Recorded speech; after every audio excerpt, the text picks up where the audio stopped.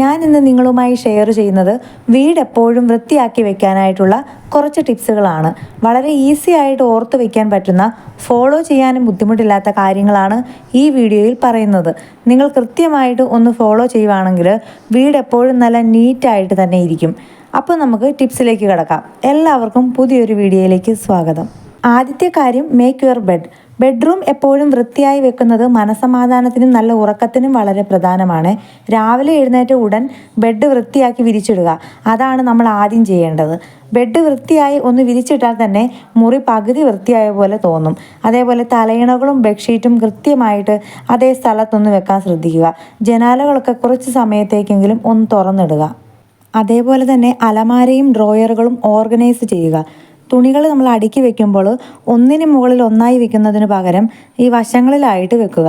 ഇങ്ങനെ ചെയ്യുവാണെങ്കിൽ നമ്മൾ തുണികൾ എടുക്കുമ്പോൾ ബാക്കിയുള്ളത് അലങ്കോലമായി പോകാതെ ഇരുന്നോളും.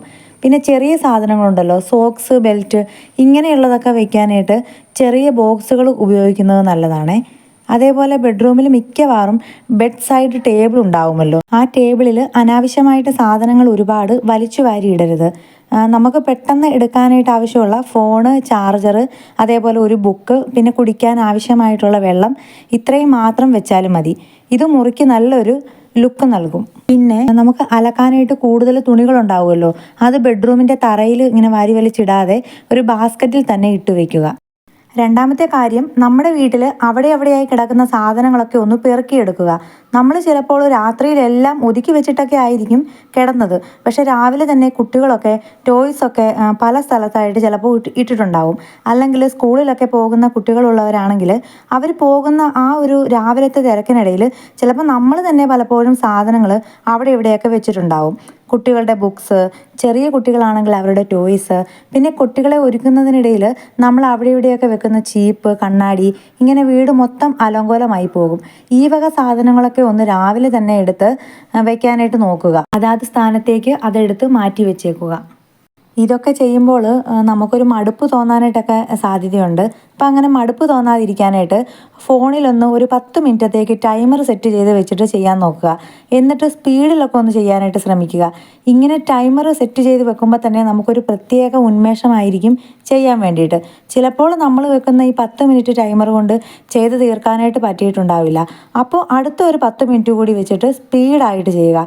ടൈമർ വെക്കുമ്പോൾ ഒരു ഗുണമെന്ന് വെച്ചാൽ നമുക്ക് പ്രത്യേക ഒരു എനർജിയും സ്പീഡും ഒക്കെ ആയിരിക്കും. ഈ 10 മിനിറ്റിനുള്ളിൽ അല്ലെങ്കിൽ 15 മിനിറ്റിനുള്ളിൽ ഈ കാര്യങ്ങളൊക്കെ ചെയ്ത് തീർക്കണം. അങ്ങനൊരു ഉഷാറ് കിട്ടും ചെയ്യാനായിട്ട്. നിങ്ങളൊന്ന് ട്രൈ ചെയ്ത് നോക്കണേ. കൂടുതൽ പണികളൊക്കെ തീർക്കാനായിട്ടൊക്കെ ഉണ്ടെങ്കിൽ ഇങ്ങനെ ടൈമർ വെച്ച് ഒന്ന് ചെയ്ത് നോക്കിക്കേ. നല്ല സ്പീഡിൽ ഈസി ആയിട്ട് തീർക്കാനായിട്ട് പറ്റും ജോലികൾ. മൂന്നാമത്തെ കാര്യമാണ് വൺ ടച്ച് മെത്തേഡ്. ഈ ഒരു കാര്യം മനസ്സിൽ ഓർത്ത് വെക്കണേ.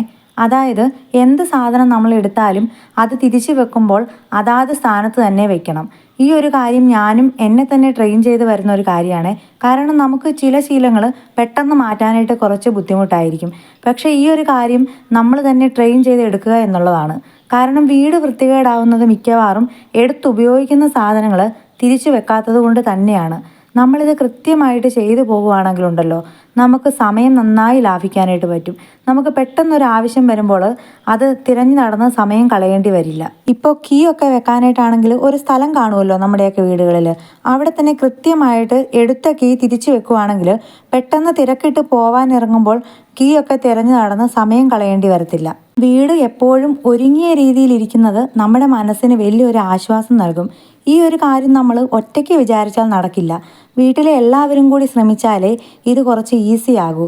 കുട്ടികൾക്കും അതേപോലെ നമ്മുടെ വീട്ടിലുള്ള മറ്റുള്ളവർക്കും ആ സാധനങ്ങൾ എവിടെയാണ് വെക്കേണ്ടതെന്ന് നമ്മൾ തന്നെ ഒന്ന് പറഞ്ഞു കൊടുക്കുക.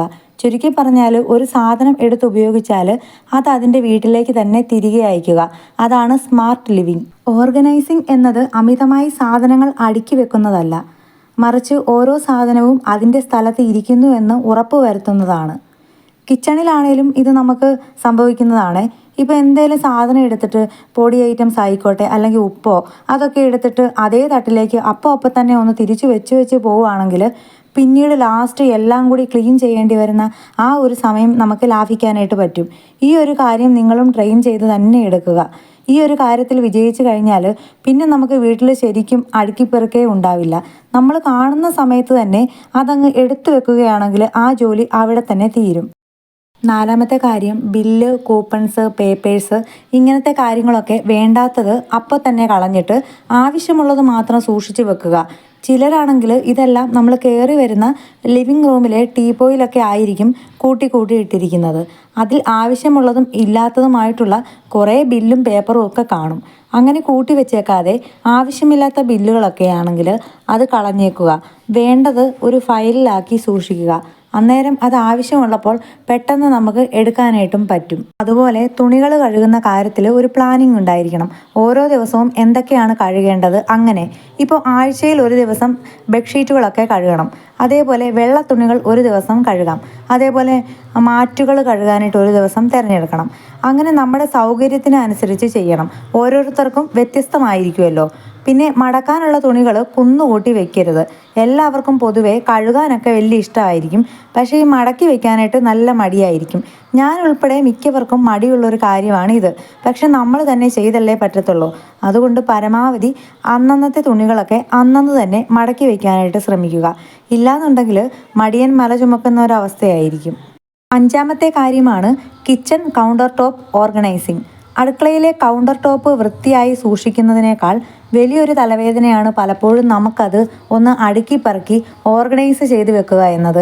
കാരണം കിച്ചണിൽ ഏറ്റവും കൂടുതൽ തിരക്കുള്ള ഒരിടം നമ്മുടെ കൗണ്ടർ ടോപ്പ് തന്നെയാണല്ലോ. അത് അലങ്കോലമായി കിടന്നാൽ പിന്നെ ആ ദിവസം ഒരു സമാധാനം ഉണ്ടാവില്ല. വളരെ കുറച്ച് കാര്യങ്ങളൊന്ന് ശ്രദ്ധിച്ചാൽ കൗണ്ടർ ടോപ്പ് എപ്പോഴും നീറ്റായി വെക്കാനായിട്ട് നിങ്ങൾക്കും സാധിക്കും. ആദ്യത്തെ ടിപ്പെന്ന് പറയുന്നത്, നമ്മൾ കിച്ചണിലെ ഏറ്റവും കൂടുതൽ ഉപയോഗിക്കുന്ന സാധനങ്ങളില്ലേ, എപ്പോഴും നമുക്ക് എടുത്ത് കൈകാര്യം ചെയ്യേണ്ടവ, അതുമാത്രം കൗണ്ടർ ടോപ്പിൽ വെക്കുക. അല്ലാത്തതെല്ലാം താഴത്തെ ക്യാബിനറ്റുകളിലോ അല്ലെങ്കിൽ ഷെൽഫുകളിലോ വെക്കുക. പിന്നെ നമ്മൾ എപ്പോഴും ഉപയോഗിക്കുന്ന പഞ്ചസാര, ചായപ്പൊടി, മസാലക്കൂട്ടുകൾ ഇതൊക്കെ ഒരു ചെറിയ ട്രേയിൽ എടുത്ത് വെക്കുക. അപ്പോൾ കൗണ്ടർ ടോപ്പിൽ ആകെ അലഞ്ഞു കിടക്കുന്ന അവസ്ഥ മാറി നല്ല ഭംഗിയായിട്ട് ഇരുന്നോളും. ഇനി കൗണ്ടർ ടോപ്പിൽ സ്ഥലം കുറവാണെന്നുണ്ടെങ്കിൽ നമ്മുടെ സ്പൂണുകളും തവികളും ഒക്കെ ഉണ്ടല്ലോ, അതൊക്കെ ചെറിയ ഹുക്കുകൾ വെച്ച് ഭിത്തിയിൽ ഹാങ് ചെയ്യുക. അപ്പോൾ കൗണ്ടർ ടോപ്പിൽ സ്ഥലം ബാക്കി കിട്ടും. ദിവസവും ഉറങ്ങാൻ പോകുന്നതിന് മുമ്പ് ഒന്ന് തുടച്ച് വൃത്തിയാക്കി കൂടി ഇടുകയാണെന്നുണ്ടെങ്കിൽ രാവിലെ നമ്മൾ എണീക്കുമ്പോൾ തന്നെ കാണാനായിട്ട് നല്ല ഭംഗിയായിരിക്കും.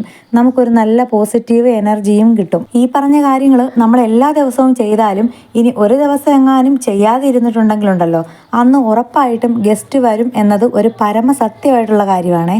ഈ വീഡിയോ ഹെൽപ്ഫുൾ ആയിട്ടുണ്ടെങ്കിൽ സുഹൃത്തുക്കൾക്ക് കൂടി ഒന്ന് ഷെയർ ചെയ്ത് കൊടുക്കണേ. ഇഷ്ടമായെങ്കിൽ ലൈക്ക് കൂടി ചെയ്യാൻ മറക്കരുത്. മറ്റൊരു വീഡിയോ ആയിട്ട് വീണ്ടും കാണാം. Thank you for watching.